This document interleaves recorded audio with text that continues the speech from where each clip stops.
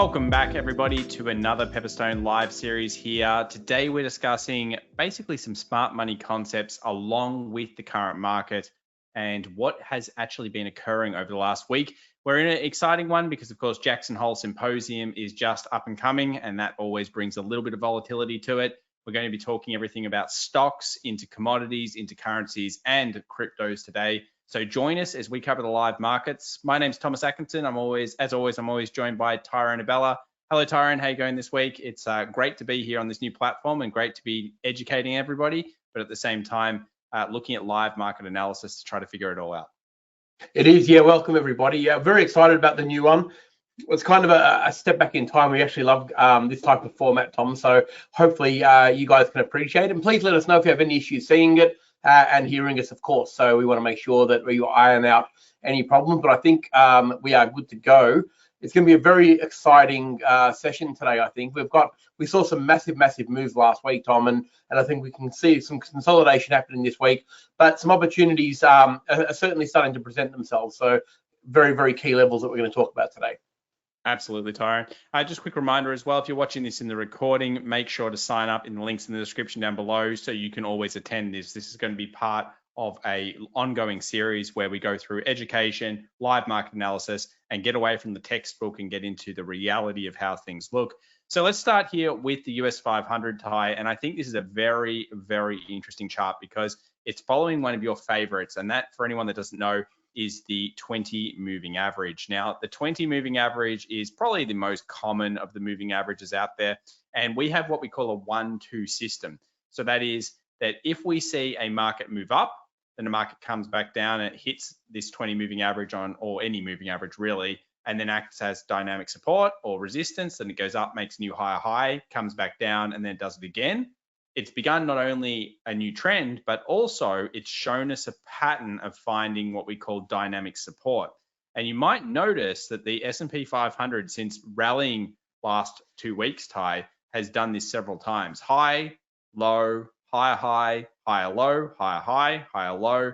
And every single time it's been finding this particular area. Now, I know you love this one. So why have things changed a little bit compared to every other time that we've come back down and tested this 20 moving average? What's changing up here that the audience might need to be aware of? Of course, every other time we'd be wanting to buy, but maybe not this time. Why do you think that is? Yeah, that's right, because this time it's failed to make an equal or higher high. So you can see that price has actually launched off it as we expected that it would.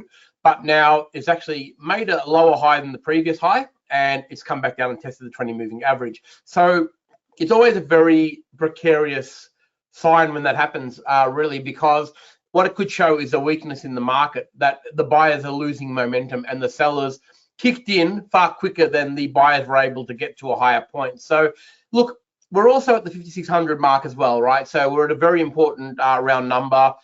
There's a few things at play here that could cause this market to potentially weaken or consolidate here.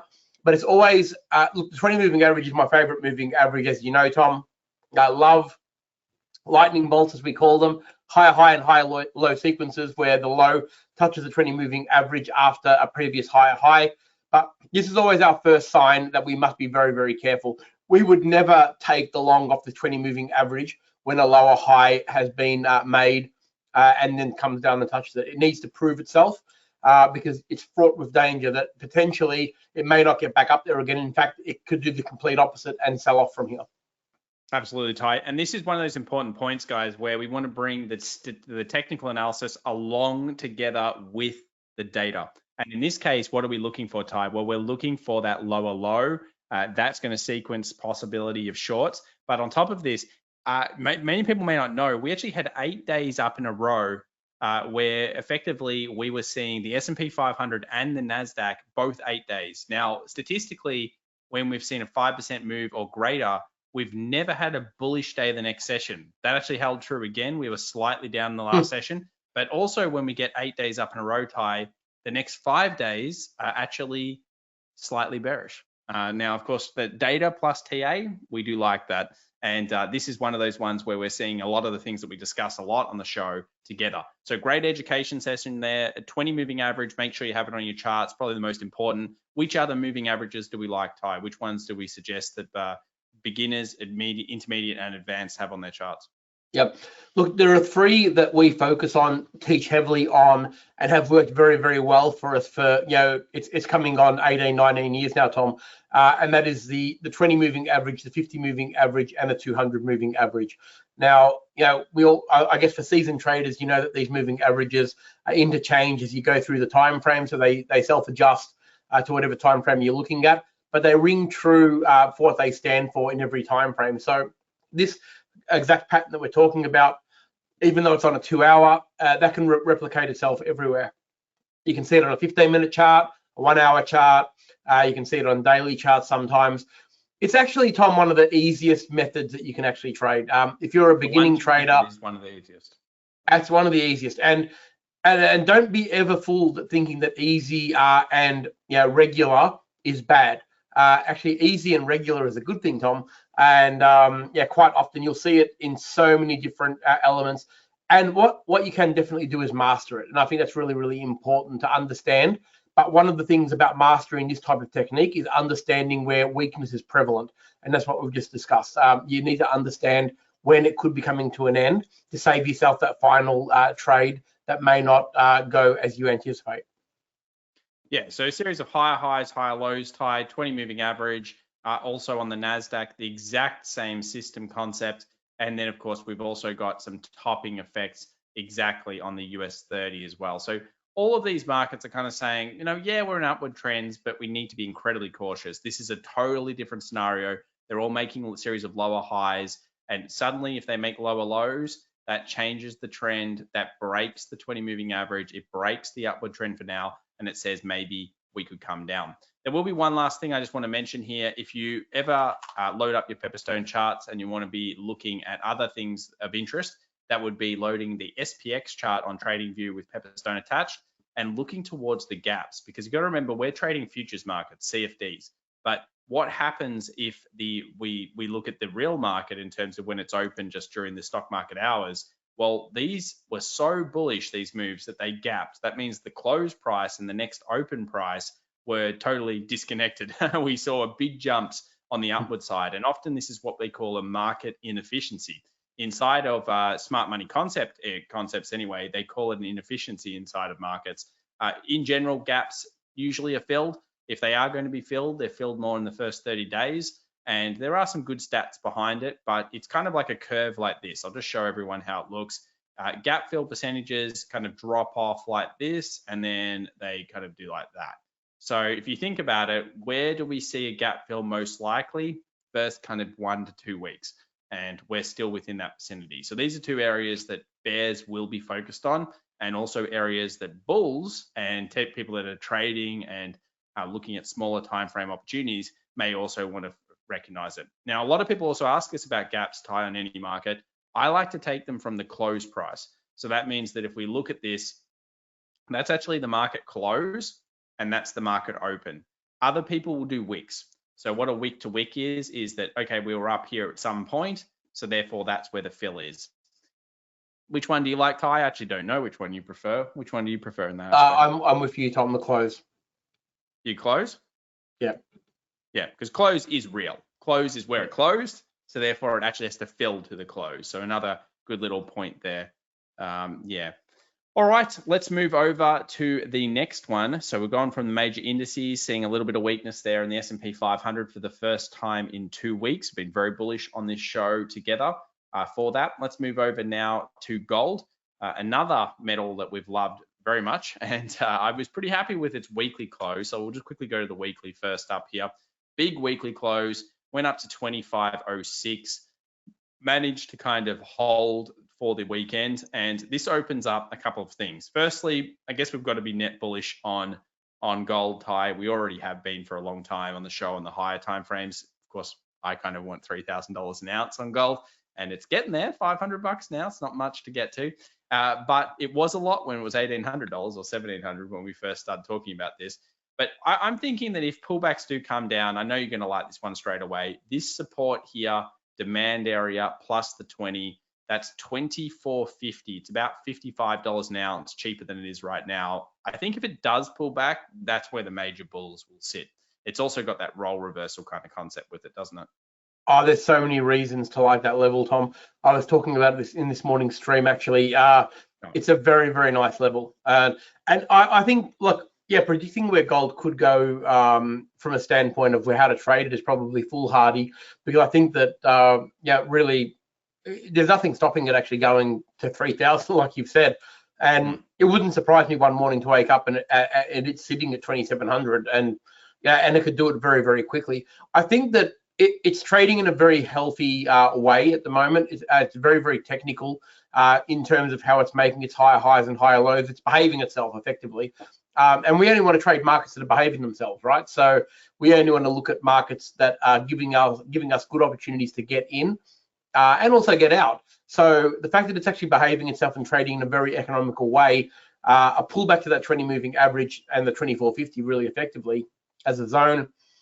You've got so many reasons. You've got the moving average. You've got role reversal. It's really, really, I like it. I like it a lot. And I think it could be, look, you don't automatically buy it there. I think people make the mistake sometimes of just saying, let's put a pending order buy there, and when it gets there, we'll go long. What you want to see is market action to the, to basically the extreme where it lands there, and we start to see a series of higher highs and higher lows. Don't just place a buy there. That's not that's not trading. That makes it very, very difficult, because if the candle continues to go through, you're going to lose automatically, and with no evidence whatsoever. We want evidence-based trading, right? We want to see some consolidation there and a series of higher highs and higher lows on a smaller time frame to show us that the momentum has actually kicked in and that level is actually going to hold, or it's got a good chance of holding. You've got to put the odds in your favor at all times when you're trading. So don't just pending order because we think it's a good level, because that will bring you undone more often than not. Where the current bulls are at the moment, Ty, I think is pretty clearly around 2,500. One of the ways you can work this out is using a fixed range volume profile. Great tool. You'll notice here the most traded zone. We could eyeball it because we already know where the main structure is, and that's the way we used to do it old school wise, but why not use these tools? And you can see here that we have this area of interest. Now, as the market comes down into this area, we're looking for responses. What I'd actually like if we were to see gold bounce here and not go down to that 20-day, which I think is very possible, by the way. But if it does bounce here, I'd like to see it do something like this, go back above 25.20. And even though that may seem like, well, why do I need to see it back above there? I could just buy it here at a cheaper price. This is what's called market showing you the reaction. Remember, we say patience, react, don't predict. It's very important when it comes to everything we do here at FX Evolution and for Pepperstone. And why do we do that? Well, we talk about the idea that you want momentum on your side. This is buying the V and not buying the dip. And it's very important to buy momentum. So we want to buy the V, not the dip, whenever possible. And that's actually statistically more likely. So the volume profile strikes again in terms of where do we know the buyers are. And remember, if you were a day trader, imagine how powerful that zone would have been if you were looking at little trades in there, because I bet you there's a switch on the small time frame that probably did give you some access. And we'll look at that in the upcoming series as well when we dive in really deep. Absolutely. Let's move from that one, Ty, to silver. Now, I'm sure you're feeling much more bullish on silver. I'm obviously very bullish on silver, what I saw the last 2 weeks. We spoke about this last week together. In fact, it seems like an eon ago, but it was here, Wednesday, 14th of August. And we were talking about the idea that silver was looking pretty bullish, 2650, very strong zone. We did get a wipe, so that's something I like to see, which is basically where the market comes underneath the low, finds liquidity, finds buyers, takes out stop losses, and then reverses. And it went all the way to 2850, which was my first target, and then it went all the way to 2950. Now, this is a very important level. This changes, I believe, a lot of structure. It brings in the swing traders as well, which are people that are looking for that higher high. Do you think we've done enough yet, Ty, to kind of say, you know what, this thing is going all the way, not only just 31, but possibly even that magical 3450 area? I am so greedy when it comes to setups that I would love. It's done a great job, no question about that. It's pushed through. Similar to gold, though, I would love to see it come back down and test 28.80 to $29 mark. I know that's a bit greedy, but that gives us the ultimate setup. I think if it did that for us, that launching pad, I think, could take it all the way to 32. That's the sort of pullback that I'd be expecting if it did actually give us that. Look, it can push on, and ideally, we're always looking for a very efficient entry point, right? Like anyone can jump on board a moving train and hope for the best, but realistically, I'll put it to you like this: if you enter right now, where are you going to put your stop loss, people? It's very difficult to actually place a stop loss that's close enough to price to make the trade worth it, right? So if we get a pullback to, let's just say, call it 28.80, let's be really greedy, and that's where the roll reversal will be, and it finds support at that zone, and mind you, the 20 moving average will be there by then as well. Then all of a sudden, if you get a bit of a reversal from there, there's so much more strength to the momentum of that trade when it gets moving from there. But more importantly, you've got a really important zone that you can put a stop loss confidently behind, that's going to give you a very good risk reward structure. So that's why we're always waiting and patient for it. Now, look, it may not come, it might just keep going, and it may not give it to us. But I think even your volume profile is going to show us that that area there would be a very, very sexy landing zone for it. Small time frame change of trend on the way up, and happy days. Very, very similar to what we were expecting or what we want gold to do. And if it does it, I think there's more upside, or more confident upside on this one, Tom, because we've actually got an area to aim for. Gold is kind of going to all-time highs, where silver, I think, is just going to a level where people would almost expect it to get to. So I think sometimes those trades that are slightly lagging in the metal space might be the better option if we get that set up. It would be the option I would prefer. Yeah, look, there's no doubt that silver has a lot of catching up to do as well. One of the strategies we've talked about a lot is comparing silver versus gold price, and that gives you kind of like a ratio. And you'll notice here that silver's been lagging gold for a long time. It really should be valued probably about 0.015, I feel, at this point, Ty. And this is, again, it's kind of my opinion, but at the same time, that is the average. If you look through a lot of history, that's the average. So right now we're trading over a standard deviation where silver is weaker than gold. And that also encourages me when you're thinking about that price action on the left-hand side. Just that little bit extra that a lot of technical traders don't use. This is a great strategy to look at the long and the short of something. So is it cheaper versus something else? You can do this in currencies as well. What's stronger? Which is the strongest currency versus the US? Something that a lot of currency traders need to do. Something that I definitely would suggest you consider on your charts. Speaking of currencies, Ty, it happened. So the dollar broke underneath our daily level. And for me, it was a pretty clear short over the last 24 hours. We broke underneath 102.09. That then extended to where we are now. And I still think there's a little bit more to go. It's hard pressed. We talked about the idea of a synergy here. It seems like an eon ago, but it was just last week. We were actually here on the 14th. We were saying we want to break under there. And as soon as that happens, we're going to go pretty much short. And we talked about this idea of the three legs. And it seems like that hasn't quite completed. Now, we did get 80% of the leg, but it does, to me, it just looks like, I'll just bring this up here. It looks like there could be a little bit more, maybe we're going down to 150. Do you think that's possible? Yeah, I think the 150 is the favorite level for me. I really like the 150. It does stretch out that leg to the full capacity, and I think that it lines up very, very well on the chart. And I think that, look, this sent the euro to the stratosphere, of course, as we know. The euro looked very, very long anyway. Well, it looked as long as this one was short, of course. So, I mean, realistically, both of them played out at the same time.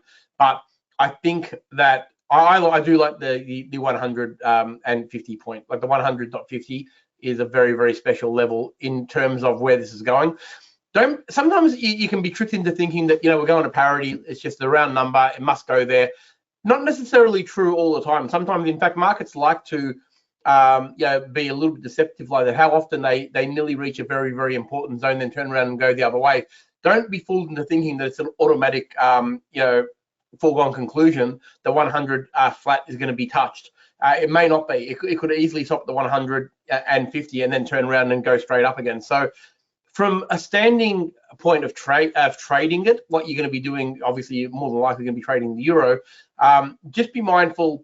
We want 80% of the move most of the time, don't we, Tom? Like, we want, the good meat of the trade. We don't have to get, if it goes to 100 all the way, well, so be it. you don't have to trade every single pip. You want to get the good meat of the trade, and the good meat of this trade is down to the 100.50. I'm just drawing here, Ty. I'm enjoying it. So I just went, what I did then, guys, while Ty was explaining some stuff about these getting the best part of the trade, is I was having a look at this US dollar from different moving averages on the 20 moving average, the red one here, on different time frames. So we found the 1 hour then was the one with the 1-2 system. So remember, we spoke about that on the S&P. We're now finding that on the US dollar. So US dollar has done a 1, a 2, made a lower low.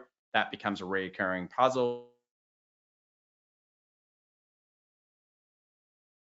1, 2, and a 3. So in this case, we have the fourth touch. Will this end up being bearish? I guess statistics would say yes, because that's what's been happening so far. But like anything, Ty, any technical trade, especially the basic ones like this, they're probably only good around 60 to 70% of the time when you're breaking them down. So you've got to realize that unless you've done the same thing 40 times, you're not going to feel confident enough to do it. So what do we always go with is trade very small amounts when you're trying to build your confidence in this stuff and get what we call 40 replications into the trade. 40 reps, once you've done that, it's good to go. But before you've done 40 reps, be small. Play small ball on the trading and then get bigger over time.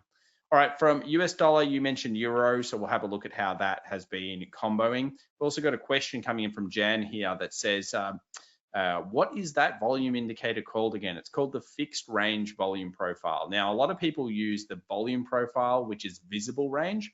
I don't suggest you do that. You should use fixed range and focus on the areas of the structure that you're interested in, because you're not really interested in the entire picture. That can make you make huge mistakes. Instead, be interested in the areas that you're focused in on and the structure that you're focused in on.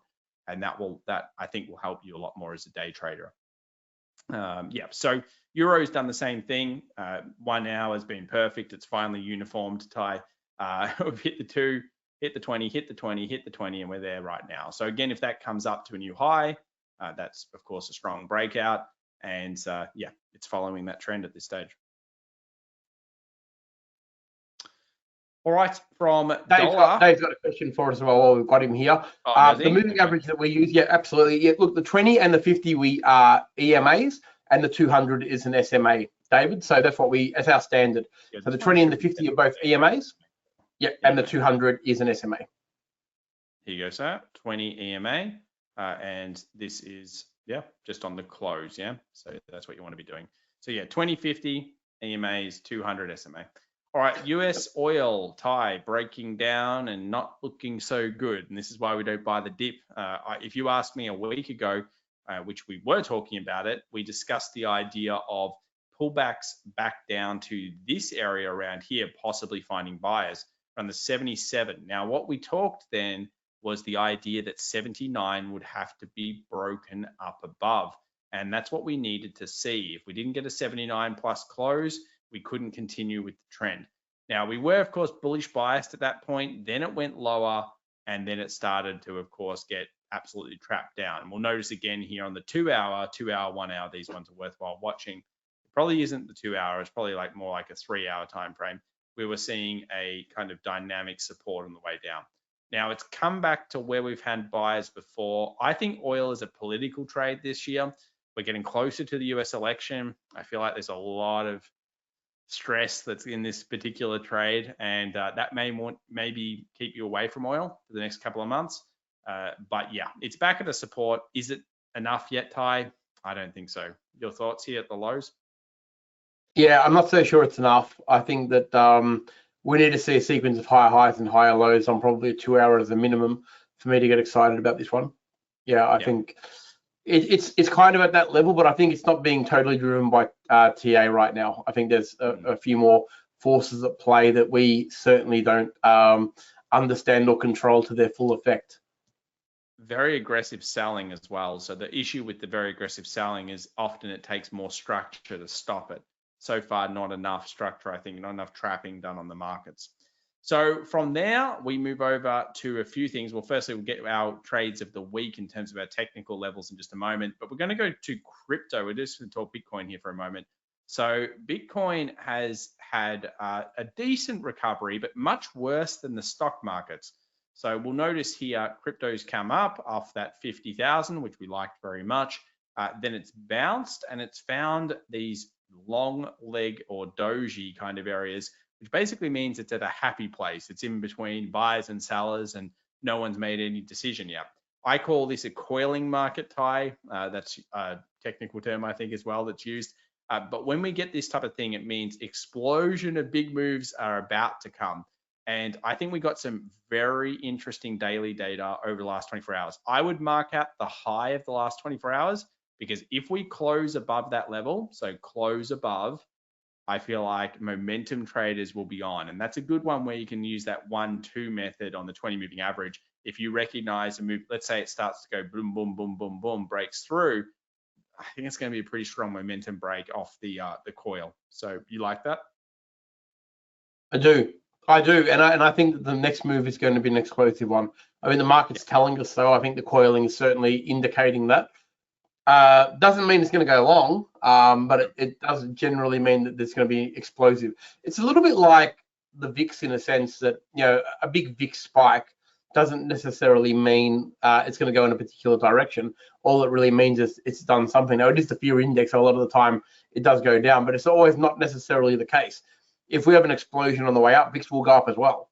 It's just a case of something is going to happen. A little bit like, you know what it's like, Tom? It's like the ADX indicator. Actually, when the ADX indicator starts to rise and gets above that 20 and 25 key level, all we know is there is imminent danger. Or not really danger, imminent volatility, I should say, that the market's going to do something, but it doesn't know what direction. It doesn't tell us where it's going to go. We just know that something is about to happen. And this is a little bit the same. When markets and price action is coiling like that, it's given an indication that the next move is probably going to be a big one, like that, like a band effect that we talk about. Yeah, like a Bollinger as well. Yeah, like that kind of banding effect. So here we have also daily 20 moving average, no close above. I've just written here. If I went down the smaller timeframes, I did actually have a trade on this on Monday, and I'll just kind of explain it. So we had the market, of course, trading around this area. Again, let's use the fixed range volume profiles through this area just to get a bit of an idea. So we know where the most traded level is. I would say all of this is fairly heavily traded. So it's fair to say that it's a kind of fairly decent distribution. So probably doesn't help too much from that aspect. But what we did know, oops, we didn't want to delete that, guys. We wanted to just delete the volume profile. Let's get that done. So what we did know here, though, was that this area had been purchased a few times. And the market came, after breaking up, it came back down, and then it did a little change here. And you'll notice a very similar strategy to what I'm discussing on the coiling. A badly looking rejection candle, didn't look good. And that's definitely a bearish candle that a lot of people learn about when they first start trading. Looks like a shooting star, looks like it's going to go short, and then all of a sudden it rejects it. This is kind of a smart money concept of a case where basically if the market rejects that and finds a bull, it's generally going to go very bullish. And yeah, that's exactly what it did. So it went very, very strong, and it was unable to, it went to the first target, which would have been 61.3. Why? Because we can see all the closures, but it wasn't able to get through 62. So I said this is a super strong bull level. It really is. Day close was disappointing to not get above that. But yeah, I'm very excited for what Bitcoin holds through. So I think it's a great analysis pair at the moment. Ethereum, a bit more boring. Certainly doesn't have that kind of really strong breakout upside just yet or anything. But again, all coiling. So markets coiling, they're behind the stocks, that's for sure. That's one thing we do know at this point. All right, well, from crypto, let's go to a couple of currencies, Ty. We'll go over it to the odd US dollar to start off with. Do you have a particular trade this week that you like a lot as well? We'll look at that one in just a moment. I do. It's the US dollar CAD for me, but we'll get the Aussie out of the way first.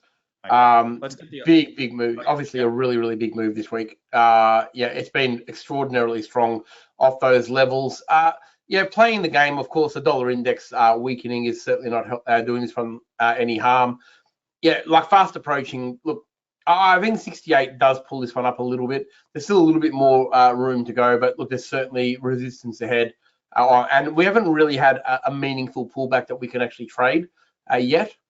So it makes me a little bit nervous. Not gonna lie, a little bit nervous that when it eventually gets to that sort of 68.20 mark, I'd be probably looking for potential weakness at that point there. I think it's been a really big move. There's no question about that. And yeah, as far as V-shaped reversals go, this has been a very equal one. So it hasn't done it aggressively. It's just been very consistently strong for the last few weeks, really. But problems are ahead. And I think that pullback that you've just marked right there would be a very good zone for it to come back to. I think that would be a really nice level to look for a potential trade. But as it stands right now, I think it's got trouble right in front of it.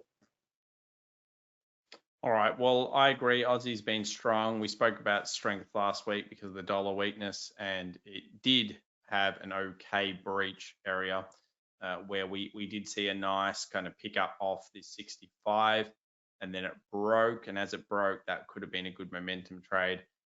But yeah, getting close to the topping point for the Aussie. Let's move over to your trade of the week, Ty, US dollar CAD. So let's have a look at this one here. Can you walk us through your thought process? It's shorting, but has it hit and level where targets will be had? Yeah, I think the role reversal zone that we're really looking for here is right on the money. Like we're sitting at that 136 area. I like the level that it's at mainly because of the extraordinary support and resistance. It's got both, right? It's got very strong support most recently, and you don't have to look too far back to actually see very strong resistance at this very level. So when you have those two combined, you can see it causes a very strong level in the market. And it's also a round number, of course, so that makes a big difference. Now, again, it's not one we automatically trade. We don't want to be just jumping in at the 136 and saying, all right, it's here. We know it's at a good level. Let's just jump in. The problem with that, of course, is that it may continue to actually sell off, and you're gonna be stuck in an order that you never got any confirmation on. Now, I'm going to harp on about it just a little bit, Tom, because it's really important. Understanding and having confirmation of a potential change in a move is extraordinarily important. And to put it into real life perspective, it's a little bit like blackjack. Does everybody know how to play blackjack in here? I'm sure you do. If you're playing blackjack, you're obviously betting before the cards are dealt. Okay, that's what placing a pending order at a level that you think might be okay is at. Everyone goes to play blackjack with the intention of winning, right? So you're going to enter at 136 with no evidence with the intention of winning. But what if I said to you that you can have the first cards dealt, and then you can see what card the dealer's got, and then you can place your bet, okay? It's going to put you in an extraordinary advantage, right? Because you know what you're seeing and you know what the dealer's got. It's very similar to just jumping in. If you just jump in at a level without proof, that's no different to just playing normal blackjack. But if you wait for a momentum shift and you start to see a series of higher highs and higher lows and consolidation at that level, it's putting the odds in your favor dramatically, because all of a sudden you can see your first line of cards and you can see the dealer's card. Very similar. And I know it sounds a little bit silly, but it's actually very similar. So we've got the opportunity as traders to actually take advantage of that. You can't do that at the casino, of course, but as traders, we have got the ability to wait for the evidence. So knowing that, we would be crazy not to be putting those odds in our favor. So in the context of what we're seeing here, we want to see a series of higher highs and higher lows. We want to make sure that the 136 level is going to hold, or it's got a good chance of holding. Then when we see that lightning bolt Tom just drawn, then we've got a really big advantage on the market, because we know that the momentum has shifted. The buyers have taken control of the situation, the level is held, and the chances of it continuing on are far greater than it just hitting that level and potentially selling off. Absolutely. Yeah, we need to break that level. So we're looking at 136.40 plus break high, do you think, Ty, to give us the beginning of this?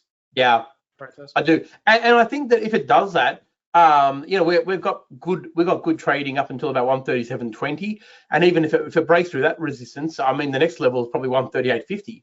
It's really, I mean, the CAD's got a lot of juice in it if it does get a reversal from here. So it pays to be patient. We're not looking for only 10 or 20 pips here.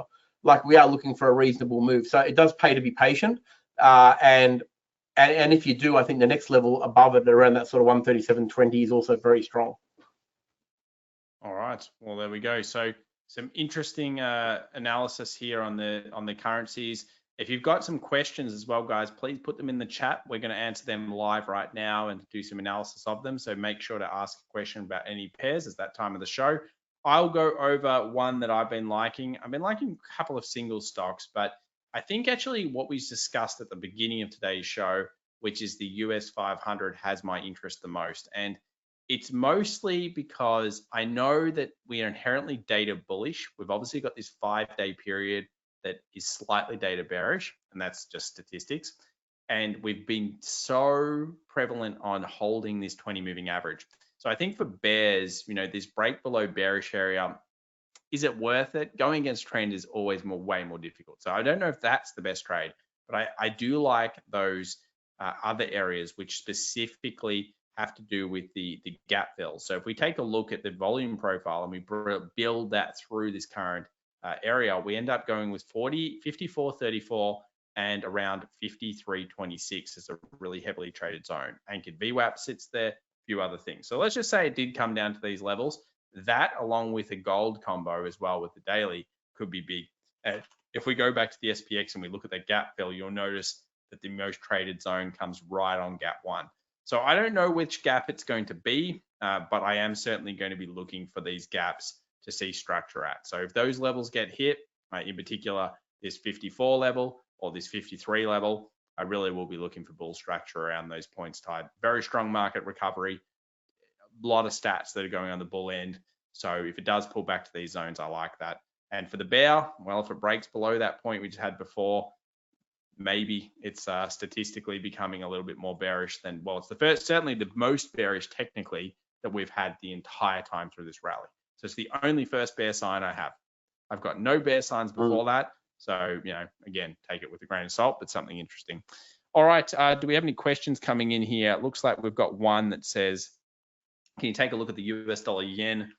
We certainly can have a look at the US dollar yen. So US dollar yen, we know, came under a lot of hits over the last 2 weeks. And main reason was, of course, this carry trade concept, plus, of course, the Bank of Japan getting involved. I would still caution about trading this one. So I know a lot of people like looking at it, but you'll notice things have calmed down for now. Technically, it's going to be very, very difficult because it has to regain structure. So that's why Ty and I usually don't trade these pairs after they've had these massive moves, unless we're looking at a multi-month position, because structure needs to be created back on the screens, doesn't it, Ty, for us to get edge? Most definitely it does. It does. And look, the only thing I would say about the yen, on a daily, it did pull back to a 38.2 pullback of that entire move, and it did react off a 20 moving average. So that's, you got to take that with a grain of salt as well, because like I said, when we've seen such a big move, that's a monumental move. But if we draw a fib from that entire big move, that's going to be a 38.2, and it's a 20 moving average that it did sell off, which is a little bit special. So realistically, what we're looking for now, I would be cautioning against longer term trades on this one. I think you want to be in and out. You need to know what you're doing. I think understand where you want it to go, but probably not just set and forget. It's not a set and forget trade. The US dollar yen, let's just say that you want to be all over it, because it can be extraordinarily volatile. Anytime there is government intervention or country intervention, it can lead to. Look, you know what? It's not like we even didn't predict these levels, Tom. Like we were talking about these levels when it was at 162, and as outrageous as it sounded, even then, it surprised me at how quick it got there. But I'm not surprised that it did, because it's not unusual for an intervention move to cause a 2,000 pip drop. And it's pretty much what it did. So, but the amazing thing about it is it was actually tradable all the way down. And I think that's why I enjoyed the yen so much, because if you go down to the smaller time frames, you actually see that 20 moving average pullback that we talked about happened all the way down. And as crazy as it looks on that chart, you can see here, even on a 2 hour, how easy it was to actually trade if you just followed the simple rules of pullbacks. And no one would argue against the fact that it's been an extraordinarily strong downtrend. So there's only one way you're trading, Tom, and it's certainly not up. So really, that's why it can be so easy when you know where the big trend is going. Joining in on that trend on pullbacks on the smaller time frames is the easiest way to take advantage of it. Yeah, so I think if you're getting something out of today's session, it's that 1-2. Try to recognize a pattern of recurring market, movement, and in whatever currency you're looking at or whatever stock you're looking at. We've seen it really be one of the only ways you could have gotten into these runs in recent weeks since we had that VIX 65, particularly on the US 500. So something to keep in mind.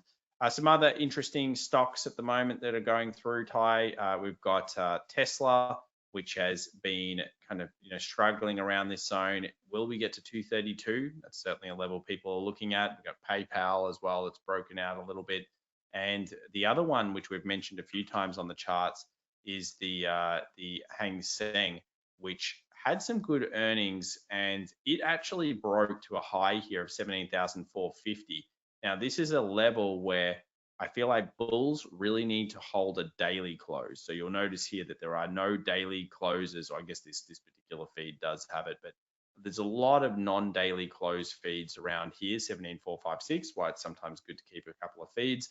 I'm looking for, if this market keeps pulling down, how does it react around 17,150? This will be a big key, because to me, a swing trader has come in.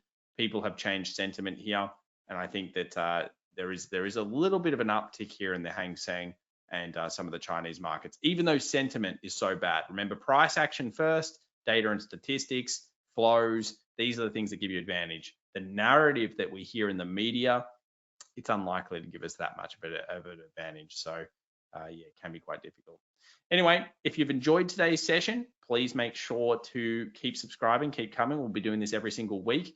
And if you're watching this in a recording, make sure to come to the live sessions, links in the description down below.